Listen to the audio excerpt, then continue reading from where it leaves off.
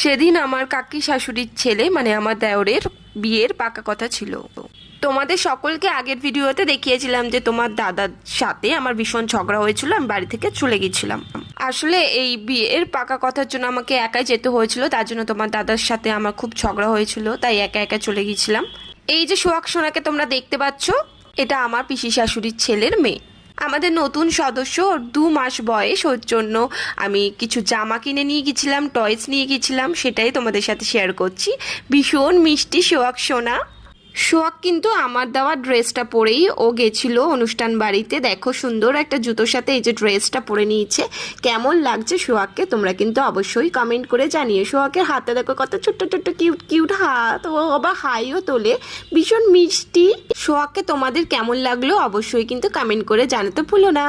এটা ছিল সোহাগের লুকস। এবার আমাদের লুকসগুলো আমি নেক্সট ভিডিওতে তোমাদের সাথে শেয়ার করব।